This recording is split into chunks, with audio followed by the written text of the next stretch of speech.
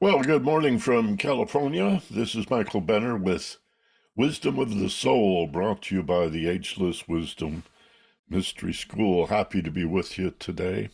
I enjoy these Sunday classes. I look forward to them all week. And today we're going to do a class on memory, if I can remember everything I wanted to say about it. There's a lot here. There's a lot to talk about. And we'll do an opening meditation in a minute as well, which is always a fun part. Whenever we do a meditation, uh, I'd like you to consider, because I only mention it rarely, and I'll repeat it now, that there is a distinct difference between meditating alone and doing a group meditation. But in a sense, every meditation could be a group meditation if you bring to mind, and I rarely hear this discussed among meditators, the fact that at any minute, at any given moment in your daily life, millions of people around the world are meditating, or in prayer, or contemplation. And just as every plant, every tree, every blade of grass, and every flower is rooted in the same ground, the common ground, and in a sense, all plugged in together, so are we, especially when you consider that we're beings of energy or spirit. Energy doesn't get divided up. Material forms are separated, but no, energy exists in fields, akin to clouds. And so if you just think of it that way, you can at any time, even if you find yourself alone in a room and you want to do a quick meditation or a lengthy meditation for that matter, invoke the group. Just bring to mind the fact that there are millions of others all around the world that are seeking to know themselves better, to discover who they are, to develop that awareness and incorporate it into a happier life uh, with more peace and more freedom and more joy. So it's obvious when we do a meditation here that you're part of a group, but I thought I'd mention that. And we'll get to that in just a minute. The class I want to do today on memory really has three parts. And so to help me remember it, I'm going to refer to the triple A of memory, the three A's. And the first is awareness. We could use the word attention, but I think awareness is an important word. Association is the second A. Memory works best when it's associated with something else, like a picture, for example. And the crazier, the better. But it could be a sound. It could be music, for example, that we associate it with, or a rhyme, a little rap, or mnemonics we'll talk about today. And then the third A is affect.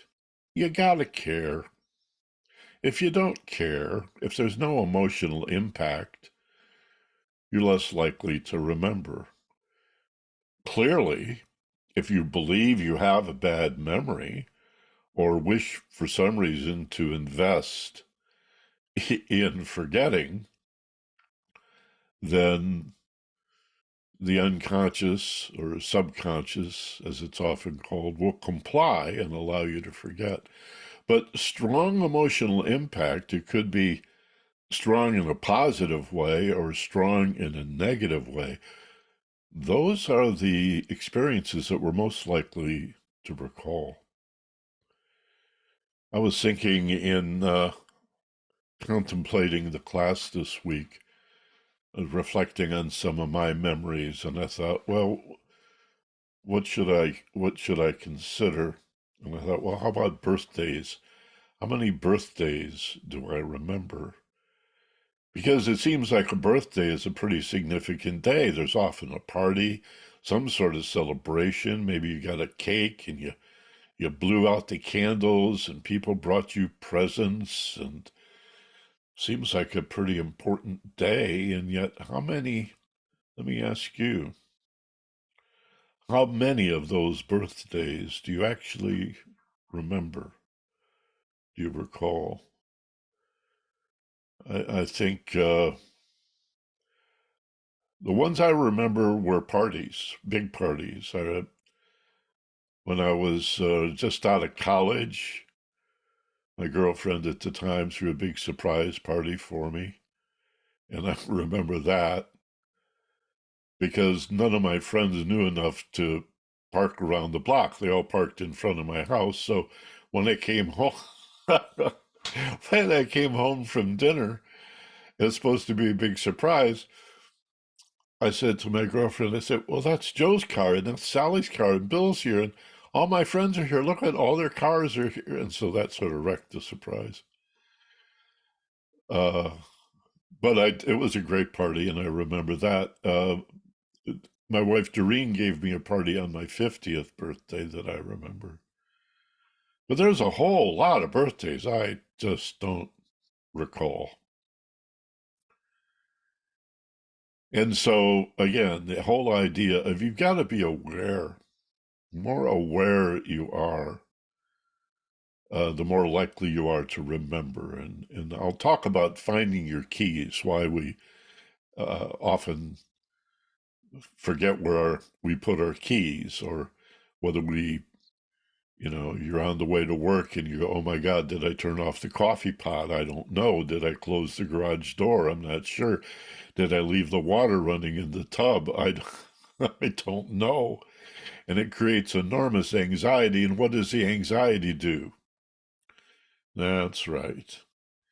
It shatters and scatters your memories, or you're even less likely to remember. So, awareness, association, and strong emotional affect, those are the three A's of memory that I just made up and fortunately remembered. And we'll share with you today as we talk about some of the tools and tricks of memory with, again, an overriding agenda. And that's to be more aware of being aware. This is what mindfulness is, to be more aware. This is higher consciousness, don't you see? To be more aware, to be more awake. A great deal of organized religion is about growing up. Metaphysics and mysticism and other spiritual philosophies are more about waking up and discovering through an expanded awareness or heightened consciousness, a kind of a elevated perspective, that indeed awareness is what it's all about. Awareness is who we are. Awareness is consciousness in the East, and in Western and Middle Eastern religions, it's love. Awareness is consciousness and love. And the reason those are three words for the same thing, awareness, consciousness, and love, is that they define the absence of otherness. And so your identity is, I am the love I'm looking for. All this searching for love. The idea that God is love. God is a religious word for love. God is a religious word for happiness. Allah, Brahman, the Great Spirit, the Prime Mover, the Absolute, whatever you want to call it. And notice, nobody's saying God loves you except some really fundamental religious approaches. It's not about God loving you or you loving God. The phrase in John in the New Testament is God is love. This is the I am. There's a big difference between God is love and happiness and joy and contentment and peace of mind, and the idea that anthropomorphizes God into a man on a cloud living outside its creation who loves you dearly, but nevertheless is either causing or tolerating a lot of evil in the world. No, as we wake up and become more aware of what it means to be aware, otherness and separation disappears. So the secret to memory begins with awareness. If you're not aware of it, it doesn't exist. It's the one thing you can it's the one thing you can't get behind is awareness. You know, cause effect, cause effect, cause effect. Awareness is fundamental. Consciousness is fundamental. It's the only thing that's real.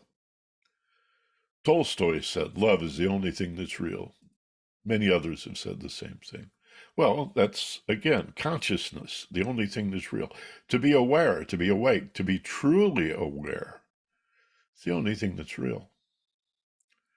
Everything else is temporary, in flux, changing, impermanent, rising and falling, ebbing and flowing. Can you make a verb out of ebbing and flowing?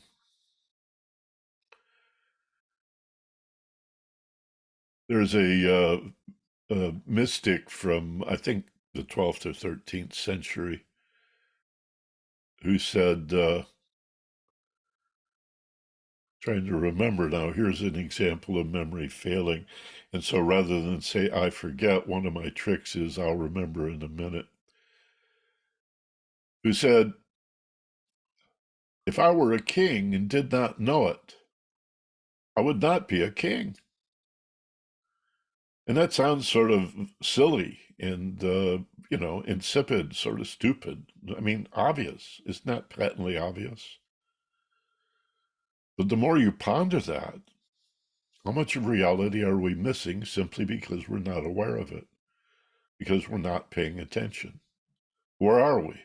Well, we're often in the past, lost in vague, faint memories, or in the future, either regretting the past or fearing the future.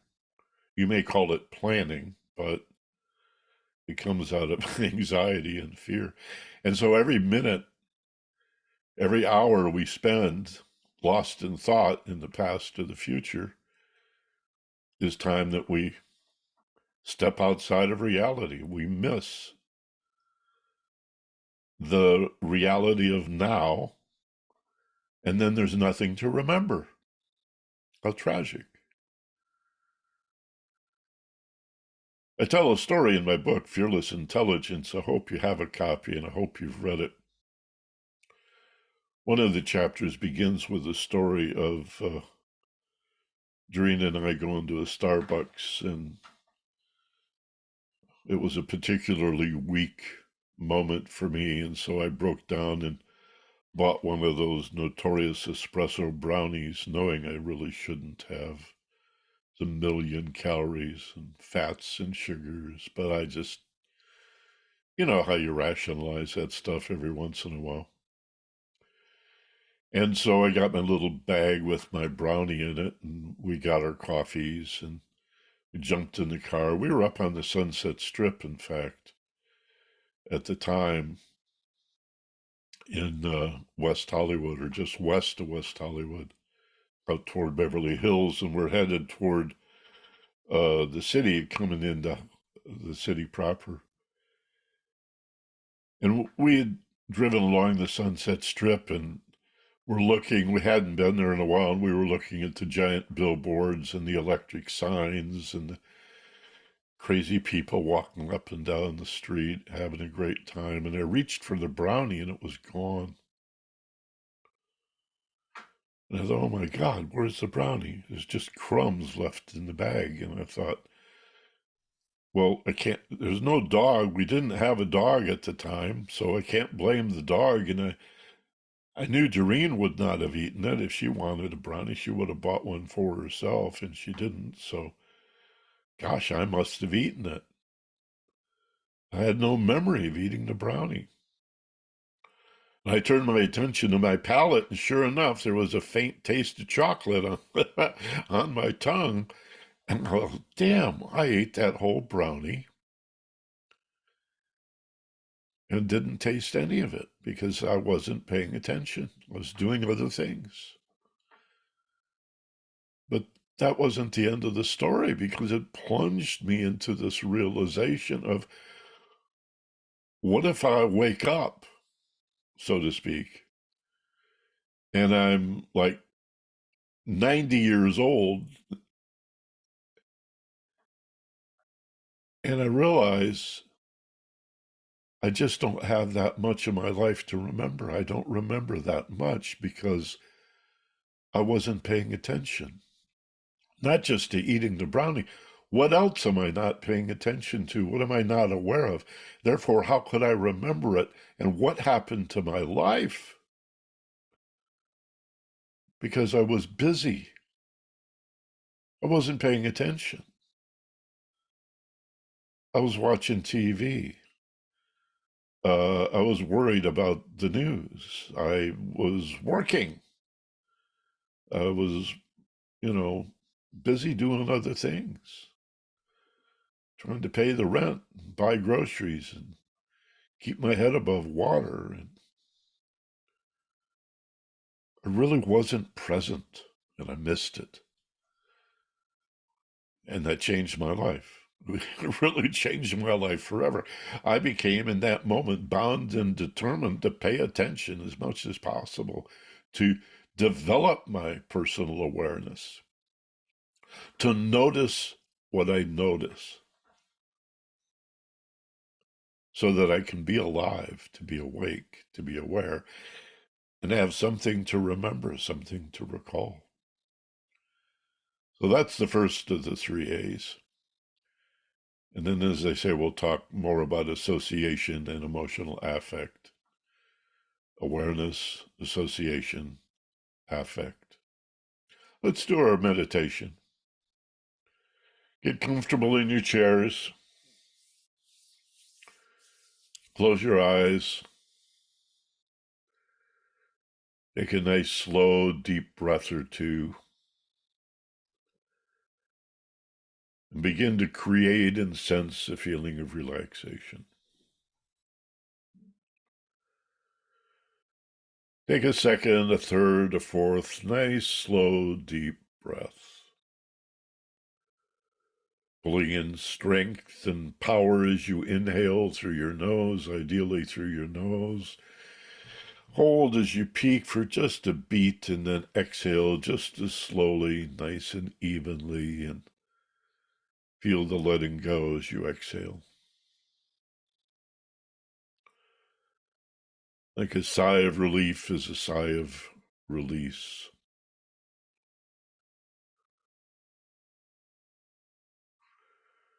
And after 3 or 4 nice, slow, deep breaths, feel another letting go. And allow yourself to breathe normally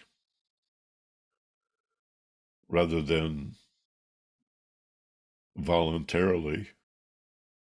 Allow your involuntary breathing to take over. Turn it over to autopilot. Let your body breathe itself. That's normal breathing, right? A letting go which frees us. No longer are we the breather. We can now be the witness. We can now identify as the awareness of the body breathing itself. There's that word again. To notice what we notice, to notice that we are noticing. And relaxation is the key. You see, the harder you try to, quote, pay attention, the harder you try to concentrate, the more distracted you'll be, the more difficult, the more impossible it will be to concentrate or pay attention.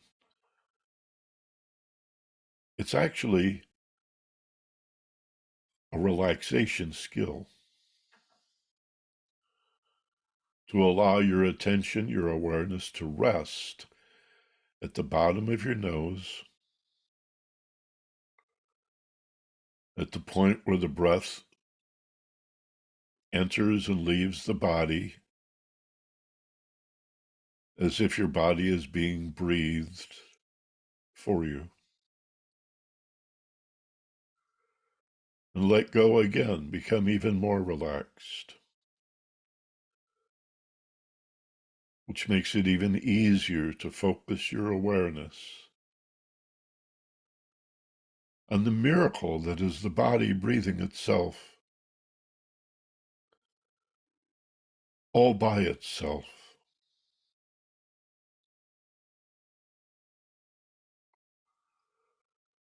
And you say to yourself, I am the witness. I am the observer. I am the watcher of my body being breathed.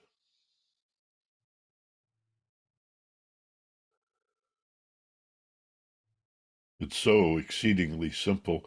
This is an in-breath. This is an out-breath. Any other thought is a distraction.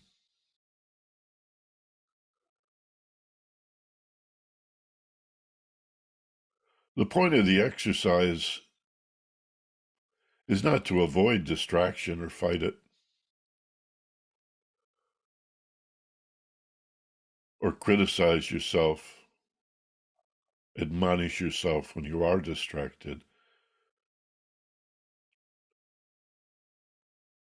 but to reduce the amount of time it takes for you to be aware that you've been distracted.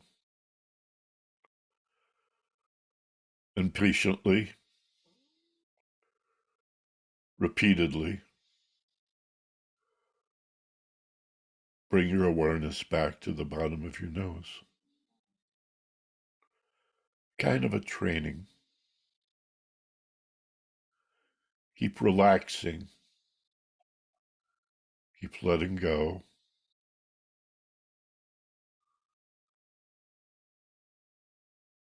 Identifying as the observer, ask yourself silently and internally, who is breathing me?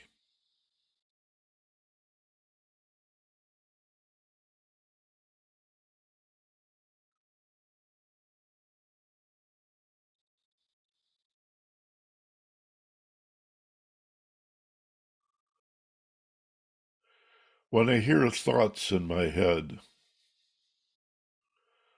who are those thoughts talking to?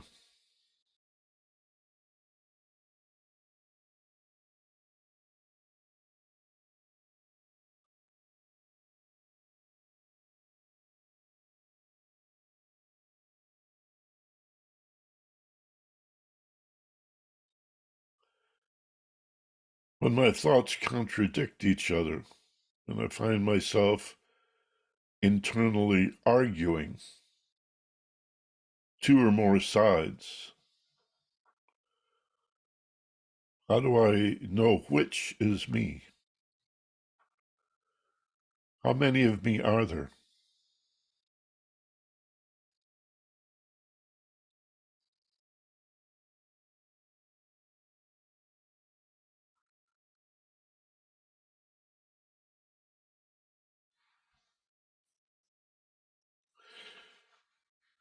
If on a particular day I don't feel well, I'm sick, and I say to myself, I don't like myself when I feel this way, how many of me are there?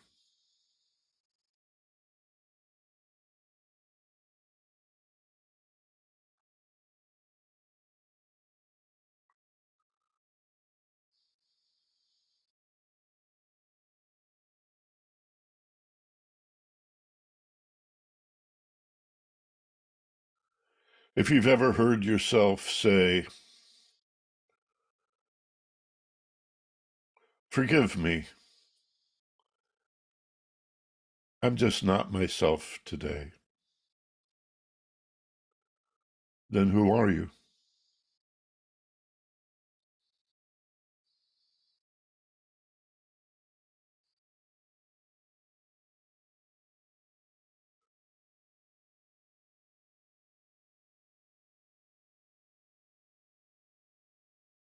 Are we merely our thoughts, our feelings, and our perceptions of the world?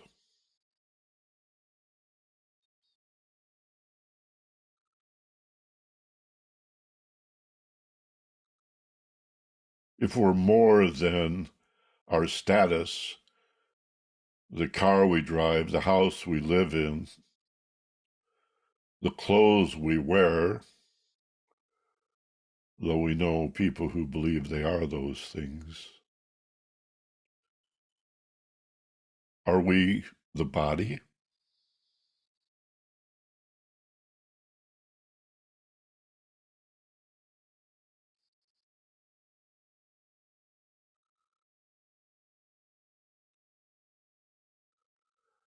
You don't have the same body now you had 10 years ago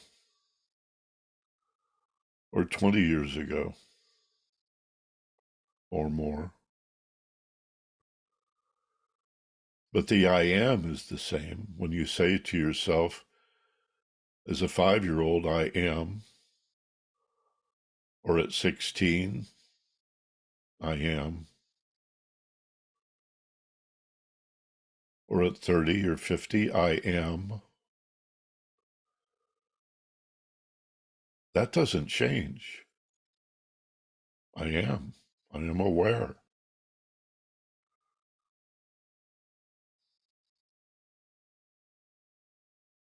I am aware that I am awareness. I am aware of being aware. I am that. Thoughts may change. They obviously come and go. They rise and fall, and yet we remain. The I am remains. You're not your thoughts. You thought you were your thoughts. It's time to reconsider.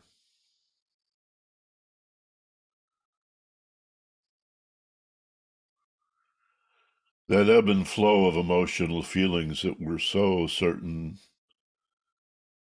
are being done to us by others.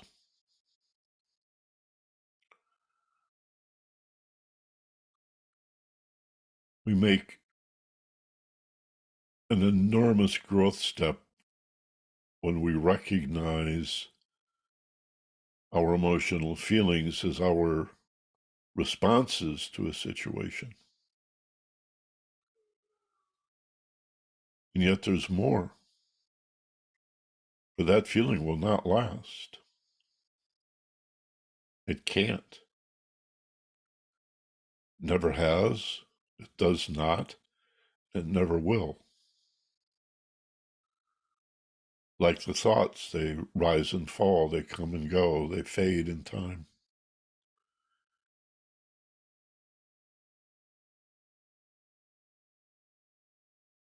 And yet we remain. I remain. That I am, that awareness is always present and steady. It's unchanging. It's always present.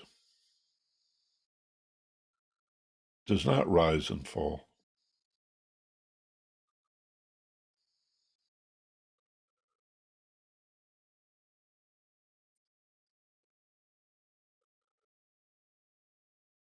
But our awareness of being aware is a variable. Sometimes we're more aware than at other times.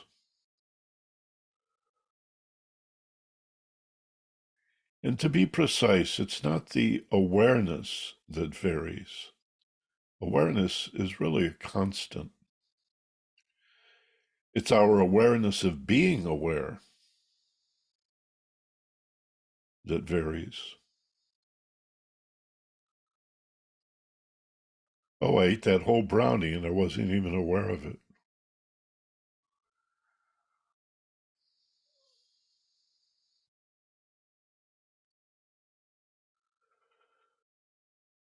I can't find my keys. Where are my keys? Damn it. This always happens to me. I don't know where my keys are.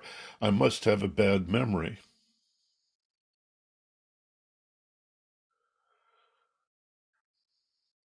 I'd probably forget my brain, my head, if it wasn't screwed on. Isn't it more likely that when you put your keys down, you were thinking of something else? And not being aware of putting the keys down, there's nothing to remember.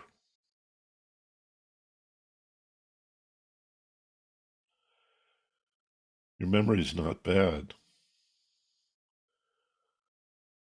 There's just nothing to remember.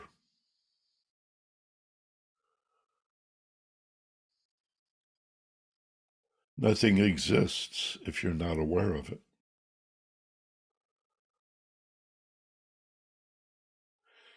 If, when you put your keys down, wherever you set them, a different place each time,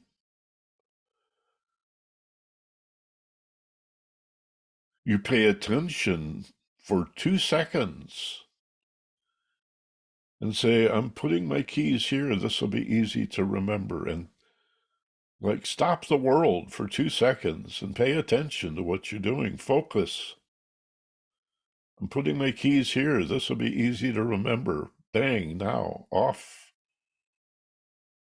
on whatever was distracting you. The next day, where are my keys? Oh, I remember.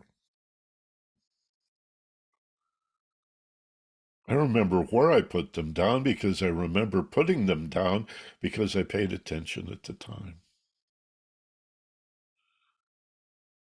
Awareness is everything.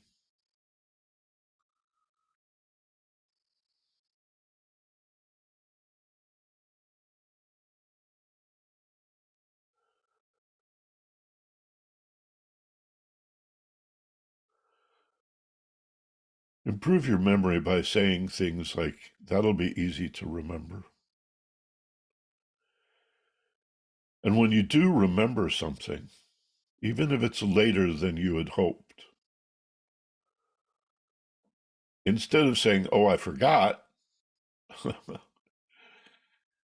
say to yourself, oh, I just remembered. Tell the truth.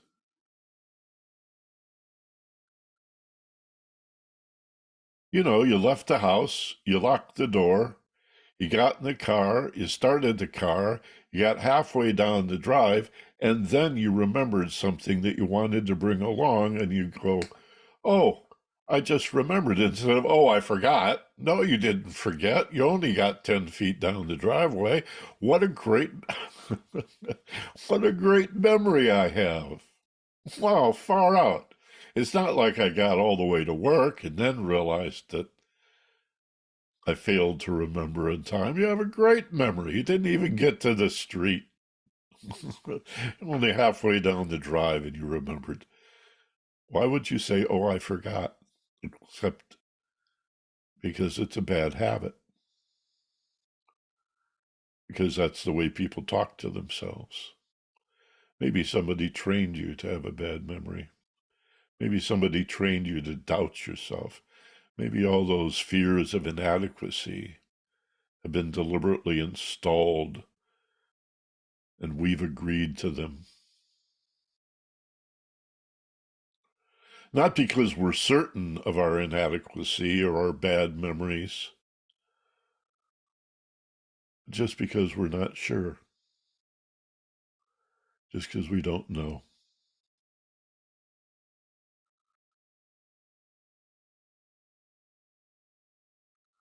Awareness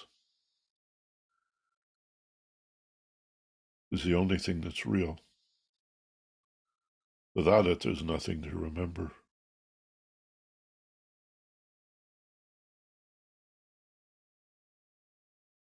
Notice what you notice. Slow down. Relax.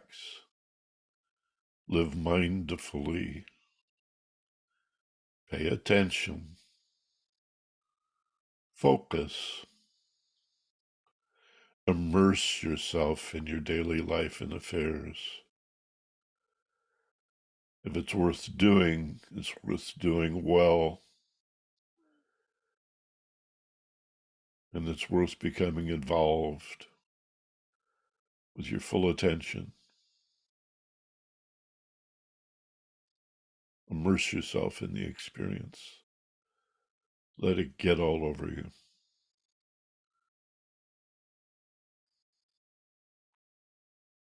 That's where the joy, the delight, and the fun is found, even in tedious, monotonous tasks.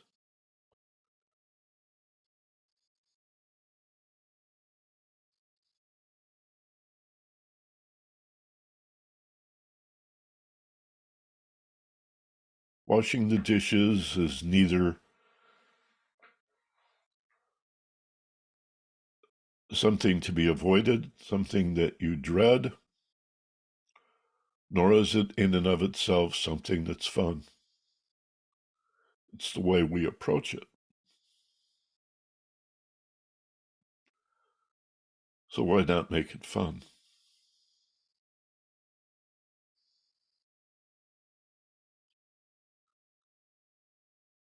Be playful and be aware that you have the choice. That's the point, isn't it? To be aware that I have choices and life is what I make it, not what's done to me. When we frame ourselves as victims, we become victims. If we shift from feeling like an effect of life to its cause, we initiate our behavior. Make it fun.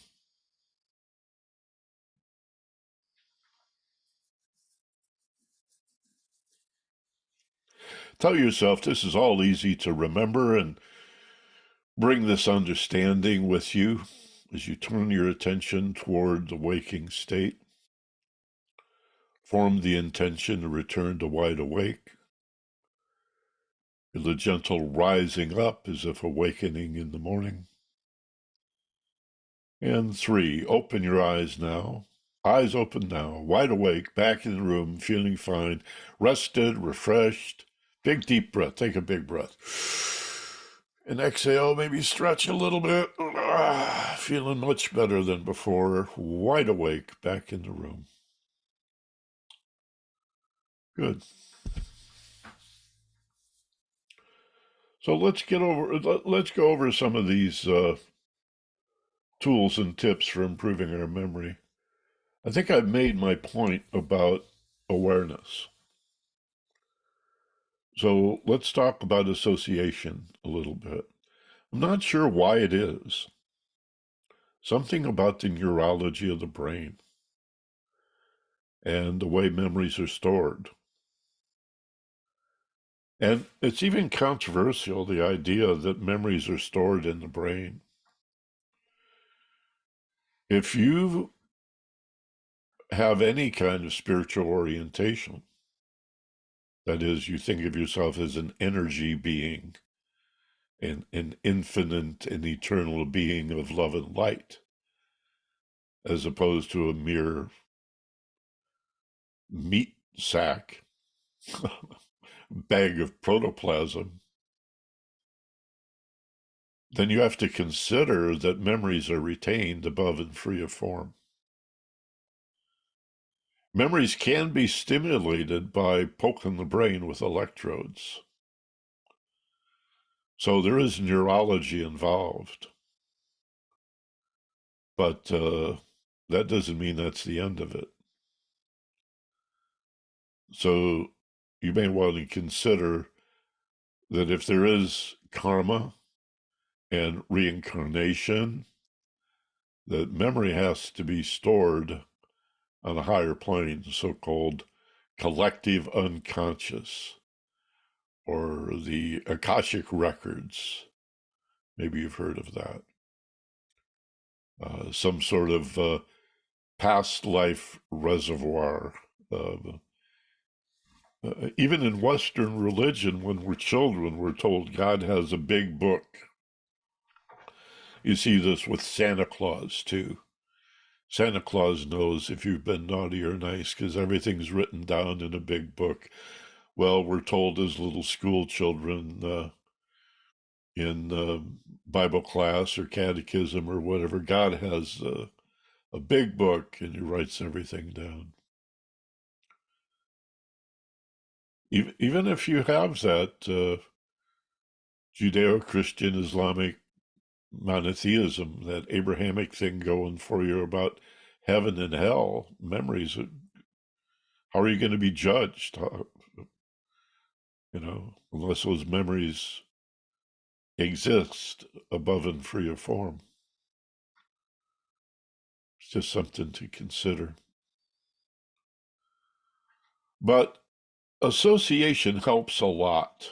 And there's different ways of associating two or more items to improve memory. One is visualization, which I rely on a lot. By nature, an auditory person. There's 3 rep systems: visual, auditory, and kinesthetic, just a feeling in your body. And each of us draws upon all 3 of those, especially with memory. You may remember a picture. You may remember via a voice in your head telling you something. You may remember just sort of how it felt. Right now, it occurs to me that I remember how it felt to be on those whale watch boats when we lived in Maui.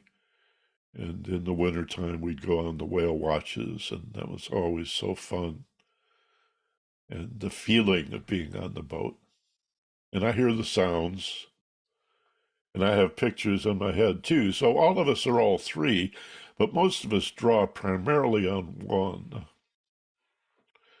And I like music, and I'm a radio guy and a public speaker, and so I'm real auditory. But I like to visualize because the brain thinks not only in words, but in pictures, right? So imagination has the word image in it. It's important, I think, to remember that imagination, even the word visualization, can be expanded to include all of the imaginary senses. So you can, as I said before, imagine not only the image, image is in the word imagination, but imagine how it sounds. Right now, imagine walking in the woods and hearing the birds sing. Listen. See, there they are. It's so easy.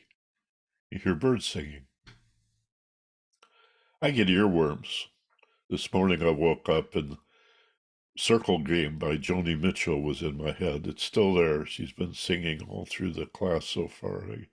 I get these little, sometimes they're called brain worms, but when they're music, we call them earworms. You can imagine the fragrance. That's a very strong memory. I think of my grandmother. I think of her kitchen, and I smell the cookies, even though that was so many years ago. I remember a guy walking by me once on the street smoking a pipe, and his pipe, people don't do that anymore, do they? And his pipe tobacco triggered a memory of my grandmother's cookies. And I flashed back. It was a strong, almost psychedelic flashback to being a little kid in my grandmother's kitchen. Triggered. The memory was triggered by that fragrance, that smell. Flowers may do that for you. And so, too, a memory of a taste, that you have an imaginary sense for every literal physical sense. The brain loves for something that you wish to remember to be associated with one of these senses, particularly pictures. But again, as I said, it could be anything. How did you learn your ABCs? That's 26 different characters that you have to remember. And so I'm sure we all learned by singing a little song. A, B, C, D, E, F, G. What is the melody, by the way? Did you ever ask yourself the melody? Where'd the ABC melody come from? Yeah, it's Twinkle, Twinkle, Little Star. And that's how we learned A, B, C, D, E, F, G. By singing the song. I know we have teachers that are with us today who know exactly what I'm talking about. You've consciously and deliberately employed some of these things in teaching kids. You know, little rhymes, little mini raps, little rhymes work. I before E except after C. Doo-dah, doo-dah. Shaboom, shaboom. Why is that easy to remember? Well, it's got a nice little rhythm to it. It's got a little cadence. I before E except after C. Makes it easy to remember. So it could be a song, could be a rhythm. Mnemonics. I know you know about mnemonics. Let's go back to music. I remember in the fifth grade, for sure, I was 10 years old when I started studying music, and we learned that in the treble clef, the names of the notes that were on the lines of the staff corresponded to every good boy does fine, or every good boy deserves fudge. Either works. And those are the names of the notes on the line. And then the names of the notes in the spaces spell face, F-A-C-E. I used that all my life. You know, oh, that's a C, that's a B. How do you know? Every good boy deserves, right? Or how do you remember the colors of the order of the colors of the rainbow? Well, it's Roy G. Biv. Roy, R-O-Y, middle initial G, last name B-I-V. Roy G. Biv. Red, orange, yellow, green, blue, indigo, and violet. Wham, bam, there you go. You don't have to remember the 7 colors of the rainbow. You just need to remember Roy G. Biv. Our buddy, Roy G. Biv, who comes out after the rain and the rainbow comes out. Red, orange, yellow, green, blue, indigo, and violet. I grew up in Michigan. We always learned to remember the names of the Great Lakes. There's 5 Great Lakes. We used the mnemonic Holmes, Homes. And now immediately, if you just visualize the Great Lakes as having homes built on the shore, if you've ever been there, some of the most beautiful homes are right on the lake. Homes, Homes, is Huron, Ontario, Michigan, Erie, Superior. Now you know all the Great Lakes. You don't have to remember all the names. You just remember Holmes, but you've associated it one time in the mind, and that makes it easy to remember. And then again, affirm it. Use that phrase. That'll be easy to remember. Oh, Roy G. Biv, Holmes, red, orange, yellow, green, blue, indigo, violet, Holmes, Huron, Ontario, Michigan, Erie, Superior, wham bam, easy as pie. Sometimes it helps to tell yourself a story or to weave a little story. This is how the memory experts do it, and I'll talk about memory pegs in a minute.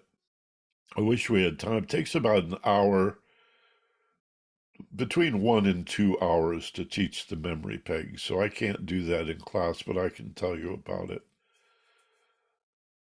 And I want to talk a little about remembering names and faces as well. But to weave a story, let's take how about we want to remember the Bill of Rights, the first 10 amendments to the Constitution. Oh my God. We got a test tomorrow and I've got to memorize the whole Bill of Rights. How in the world am I going to do that? You do it with crazy pictures and you make it fun. So the first is free speech, the right to petition your government, the right to assemble. So create a picture of a guy on a soapbox in a town square ranting and raving about Jesus or politics or whatever. He's got a right to stand there and speak freely.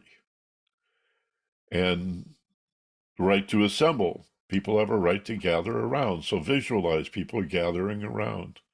And maybe somebody's passing a petition. Just however that occurs to you.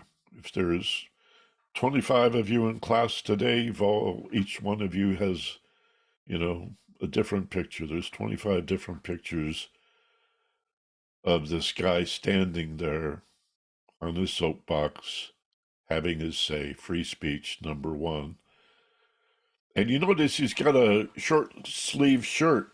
His arms are bare.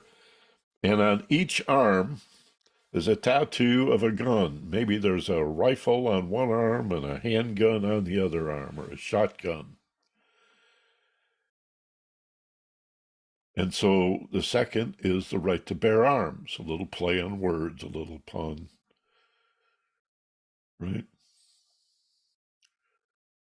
I don't want to get off into the politics of how that's been distorted, but if you actually read the amendment, it's in order to maintain an orderly militia. The right to bear arms is about a militia, which is the National Guard. But to go further would be to raise politics, and I know some of you are sensitive about politics. So what's number 3? Let's say this guy that is freely speaking, the First Amendment, with bare arms and tattoos of guns on his bare arms, the Second Amendment, goes home and he finds that soldiers are in his house. You're telling a little story now. Create the picture in your mind. This guy goes home and there's soldiers in his house. And he says, get out of here. The Third Amendment to the Constitution, part of the Bill of Rights, is I don't have to quarter soldiers in my home. I don't have to allow you to be here. I could consent for you to be here, but I do not consent, so get the hell out of here. And they get angry, and so they say, no, we're going to arrest you and we're going to seize this property. And that's the Fourth Amendment to the Constitution. And you say, no, I have rights. You have to have a search warrant to seize this property. There has to be due cause, probable cause. And that has to be presented to a judge, and it has to say what you're looking for specifically, and where you expect to find it if you're going to get a search warrant. That's the Fourth Amendment to the Constitution. But let's say they arrest you anyway and go to court, and you don't want to say anything because you couldn't afford an attorney, and they appointed one for you, and you don't trust them. So you what? You take the Fifth. And say, I'm not going to incriminate myself. I'm going to take the Fifth Amendment. If you create this little story, you see, First Amendment, free speech. Second Amendment, the right to bear arms. Third Amendment, no soldiers can be quartered in your home without your consent or your place of business. Fourth Amendment, undue search and seizure. Fifth Amendment, the right not to incriminate yourself. And then continue on, the right to a fair trial, civil trial, states' rights, so on. Just weave the story. It's almost the top of the hour. Let me wrap this up. Faces. How do you remember names and faces? Again, silly, silly, silly associations. You've got to care. You've got to make it a point. If you just don't care, then you won't be aware. I don't care. I'm not aware, and there'll be nothing to remember, no reason to remember, no motive to remember, no affect. Remember, that's the third A, is the affect, the awareness, the association, and then a strong emotional feeling. I've got to care. I want to remember these people's names. It's important. Imagine if especially in business, my goodness, imagine if the next time you meet these people, it's like, hi, Bill. Hey, Sally. Hi, George. Didn't we meet the other day? And they're impressed. Wow, he remembers me. It's like Sally Fields. They really, really like me. He remembered my name. It's funny, I should be talking about this. I had a dream this morning that I was at a venue where Bob Dylan was playing, and I knew that if I waited outside the stage door, he'd come out. And so I waited there in my dream just this morning. This is true. And I was just talking with the security guys, and there was a big limousine there. And Bob came out, Dylan, and I said, hi, Bob. And he said, hi, Michael. And boy, did I feel good. I woke up. I woke up this morning feeling like Bob Dylan knows who I am. He doesn't, of course. But it sure was a fun dream to feel for a moment like he did. It was very cool. How do we remember names and faces? Find a distinguishing characteristic in the person's face and say to yourself, well, this will be easy to remember. Next time I see this face, this is what I'll notice. These, whatever it is, giant bushy eyebrows, or big nose, or exaggerated chin, or dimples, or a cleft in the chin, or big ears, or small ears, or funny haircut, or whatever. Not to make fun of them or ridicule them or anything, just a distinguishing feature. Maybe it's the tone of voice, the way they speak, their demeanor. Whatever strikes you, what's your first impression, right? Especially if it's visual. And then look for something in the name that you can associate with that face, even if it's silly. In fact, the sillier, the more ridiculous, the better. So if you want to remember Michael Benner, you look for something about the face that makes me easy to remember. Well, he's got all white hair and he's got a white goatee and whatever. However I strike you, whatever occurs to you about the face. But the name, Mike Benner, well, let's see. He spent most of his life on the radio in Los Angeles, and he does these Sunday morning webinars, these Zoom classes, and he's always got a microphone in front of him. Here it is. Here's the mic. Okay, Mike Benner, Michael Benner, Mike Benner, Mike Ben-Hur. Who's Ben-Hur? Well, I can see this guy in a Roman toga in a chariot like Ben-Hur, right? Racing the chariot in Roman times around the track with a microphone in front of him. That's pretty stupid. That's pretty silly. He's in a chariot like Ben-Hur, and there's a microphone in front of his face. That's much easier to remember than just some abstract name like Mike Benner.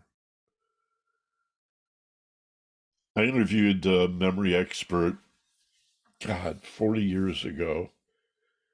And the only thing I remember about his name now is what he told me, the way he told me to remember his name.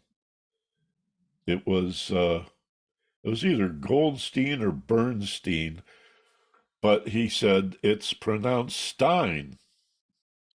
I never know whether it's Goldstein or Goldstein, you know. He said, no, it's Stein, like a beer stein. And he held his hand up as if he was holding a beer stein. He said, you think of me, you think of a beer stein. Well, that's all I remember now. This is 40 years ago. I haven't thought about the guy since, but I remember the stein, right? Because I had a picture, because he gave me an association. And then finally, let me touch on the memory pegs, and then we'll go to your Q&A. If you have comment or question, I hope you have some questions that you'll direct Hannah toward Hannah with the chat. She's our co-host today. And again, it would take me an hour and a half, an hour to 2 hours to teach all of the memory pegs. But it's just stunning how remarkable memory pegs work for remembering long lists of numbers. This is generally attributed to Jerry Lucas, a basketball player from 60 years ago or more. It's called the Lucas-Lorraine memory method. And as I recall, Jerry Lucas memorized the whole Bible word for word using this system. But it has to do with creating a visual picture that's associated with a number. And look, there's only 10 numbers, right? And then they repeat. So there's 0, 1 through 9, and then they repeat. A 10 is a 1 and a 0. You've already got those. And 11 is a 1 and a 1. 12 is a 1 and a 2. So you only need the basic 10 to get started. And we'll start with number 1. Most lists start with 1, not 0. So number 1, we have to create, and again, this has been done for us by the Lucas-Lorraine method. It's a standard method. But the way it works is you remember a peg letter which is associated with or leads to a peg word, which creates a peg picture. The number is seen as a letter, as a word, and a picture that never changes. So the number 1 is always the letter T, the word tea, T-E-A, and the picture of a glass of tea or a cup of tea. That never changes. The number 1 is always a cup of tea. And if that association fades over time because you weren't using the system, it's easy to figure it out, to remember the elements. Well, number 1 is one vertical element that looks like the letter T. And so the word must be tea. Oh, yeah, it's a glass of tea. Number 2 has 2 vertical elements, right? The letter N. It's a bit of a stretch, but it's easy enough to remember. 2, the peg letter is N. The peg word is Noah. Why? Because Noah took 2 of everything on the boat. So visualize a picture of Noah. That'll never change. Number 2 is always Noah, no matter how many times you use the list. 3, well, that would be the letter M because it's got 3 vertical lines. So April showers bring May flowers. Number 3, the peg letter is M, the peg word is May, and the picture is Mayflowers. Whatever item you want to put in your list, number 3, you put it in a field of wildflowers. So I want to go to the store, and I've decided I need to get milk, butter, and bread. Well, I visualize a carton of milk in this giant glass of tea. I visualize Noah do this now very quickly. You can close your eyes or you can just space out and see that giant, enormous glass of tea or cup of hot tea and put a milk carton in the middle of it. Silliest image imaginable. And then visualize Noah with a stick of butter in each hand or a pound of butter in each hand, or see Noah with the animals all around him on the ark and he's churning butter. Whatever occurs to you. You don't have to dwell on it. You just got to make it crazy and see it once and say, that'll be easy to remember. Number three, bread. Just put your loaf of bread out in the middle of the field of wildflowers. And then you continue 4, 5, 6, 7, 8. I did this up to 30 about 40 years ago when I learned this, almost 50 years ago I learned this. And I've used it scores of times. And the funny thing is, the items that you put in the list will disappear and fade over time, but the list remains. I still use the same list. 1 is always T, 2 is always Noah, 3 is always May, 4 is Ray, 5 is Law, 6 is Jaw, 7 is Key, 8 is Fee, 9 is Bay, 10 is Toes, 11 is Tot. So you get to 11, and that's a 1 and a 1, so that's TT. So the peg word is tot. You see a little kid. And then 12 is TN, so that would be a T and an N. So the peg word is tin. You see a tin cup. So it's always easy to remember, right? 13 would be what? TM, right? So it'd be a tam. You know what a tam o'shanter is? The beret with the ball on the top, the tam o'shanter? You associate with. You may say, well, that's harder than just remembering the item. No, it's not. I swear. This is they have these big global competitions where memory experts from all over the world come and are challenged to remember hundreds of things. This is how they do it. Every single one of them without exception. Because your mind loves crazy pictures. All right. So, and again, if you want to learn that on your own, check out the Lucas Lorraine Memory Method. Google it. There's a book. It's probably online too. All right, so there's a lot of stuff there. I think I covered it all, though briefly. Let's turn to your Q&A. Hannah, is anybody ready to comment yet or question? Nobody yet.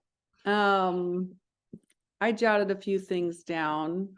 You're a teacher, Hannah. You've taught in your life. You want to comment on memory tools and tricks you've taught your kids or used in your Well, class? actually, like I've been doing a lot of the things you say since I was really little, and I think that's because you taught me it a while back. But since you mentioned that I'm a teacher, and you what do they say? You can take the girl out of the teacher, but you can't take the teacher out of the girl. There's 9 digits and 0, and 0 is a placeholder. So 0 is not a number. But anyways, but you're absolutely right about the repetition. And we do tell kids things like that when they feel overwhelmed by mathematics. There's only 4 operations. There's only addition, subtraction, multiplication, and division. And no matter how complicated the mathematics you're doing is, it's some variation of that, and you're only dealing with 9 digits and 0 as a placeholder. And I'll just keep talking until somebody raises their hand and interrupts me. The Well, way let me just make the point. Whether you call it a number or a placeholder is, I'm sure, important, but in the case of the memory peg system, it doesn't matter. It corresponds to a letter, and the letter that it corresponds to is, as you might guess, O. So right. 10 is TO. The peg word is toes because you have 10 toes. And the number 20 would be NO. So that's a knot. You visualize a knot. And 30 is moss, and so and so and so. So this the system in this case doesn't care if it's a placeholder or not. But yeah, you're right. You can't divide by zero. It's a very special, I would say a special number, but I get the connotation. That's nice to know. I appreciate you bringing that up. The story of zero is actually fascinating. But Well, it uh, took a long time for people to figure it out. Roman numerals, obviously. You well, it can't was do, actually in an Arabic yeah, textbook. yeah. Romans didn't figure that out. So you But can't do math with Roman numerals. the way I remember the German EI or IE is EI is I and IE is E. So whatever the second letter is, because they have a lot of that EI and IE, whatever the second letter is the way you pronounce it. I just think if it's German, the rule doesn't apply. Like the city of Anaheim violates I before E except after C because it's a German word. I'm not But talking about that. I'm talking about which way to pronounce it. If it's Stein or Steen. oh, If it's I, if it's spelled IE, then you pronounce it as E, and if it's spelled EI, you pronounce it as I. that's good to know. Although Second letter. I think individuals may have their own take on that. But that's good to know. I did not. According to my 2 semesters of German and my half a dozen German friends, it's pretty consistent. You don't think there's any individual who prefers to be called Steen or Stein, regardless of the. Maybe they would just change the spelling. Okay, Well, that's sure, good. there's individual preference, but the Yeah. pronunciation is that. And then, so I remember the when I was trying to learn the capitals of the states, and I was doing it with my mom, and I always remember that Arkansas, Little Rock is the capital of Arkansas because we created this visualization of the letter R sawing a rock. So Little Rock, Arkansas. And the other thing that I do a lot of acronyms. I find that helpful. I helped my niece study for her driving test by we would come up with these, we would like have whatever, there's 6 points you have to remember. We do the first letter of each one, and then we come up with ridiculous sentences about it. But it helped her in her test, you know? I wish Melinda were here because Sure. is she here? Yeah, Mindy, can you come online? I'm here. My camera's not working. Um, I trust your trip went well today. Good. You've arrived at your destination. So to speak. Yes. Nobody You tried to run me off the road. It was a really good trip. good. You're destinated. Some techniques, and it was better. The anxiety stayed in the back seat most of the time. Good, good. I called on you. It occurred to me to call on you because I know medical doctors have a ton of these mnemonics that you use all the time. Am I right? Yeah, yeah. It's true. Of course, I've been not thinking about that for a while, but I certainly do appreciate the thread of this talk because, I mean, you youngsters out there, just wait. It gets harder, right, Michael? I did want to ask you a question, and excuse me for bifurcating this. If you go to the trouble of, let's just say, the Bill of Rights, there was a lawyer on TV that was defending you know who, and he said, oh, the 14th Amendment, I didn't even know what it was. He said that. And I'm thinking, oh, yeah, it's hard to keep all those straight. I always have to look them up.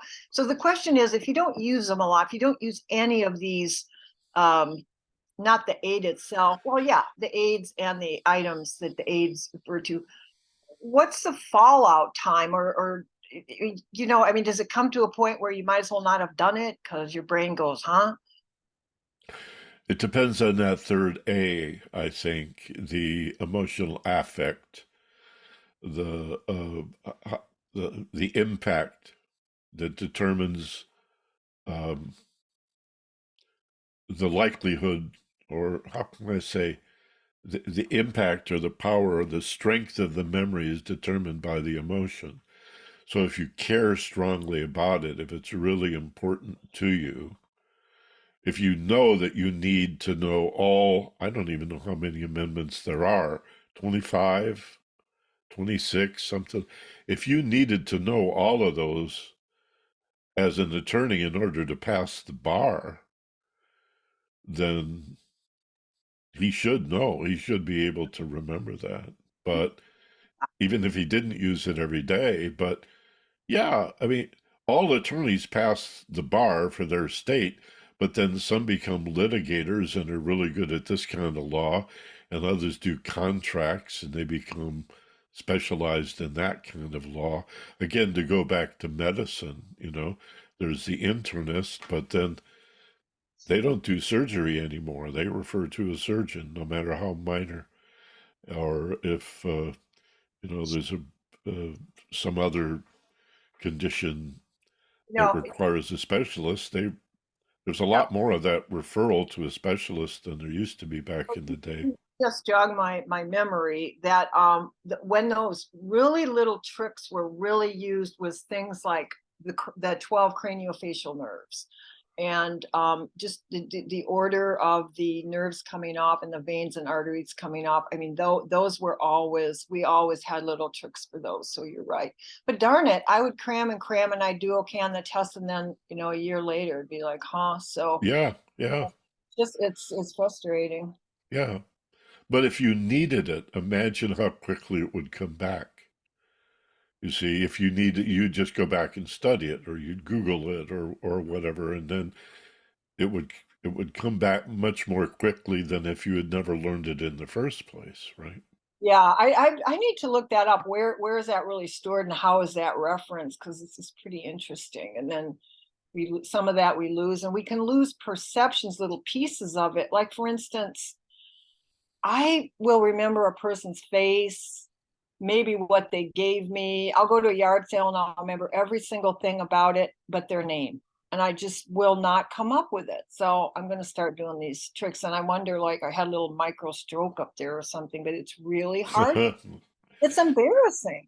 That reminds me of another. This is only barely associated with what we're talking about, memory, but it's an important comment. I think it's tangential. How often, when we're unable to do something, we say we can't instead of I haven't been able to. Yeah, I catch myself with that now that I'm in your class. Yeah, and we got to be careful because the unconscious is listening to everything. It's programmable.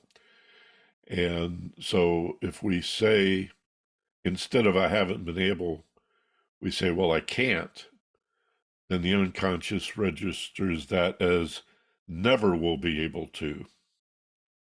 But if we're more careful with our language and say, well, I haven't been able to, that leaves open the likelihood that you could learn to develop this skill or this ability or whatever.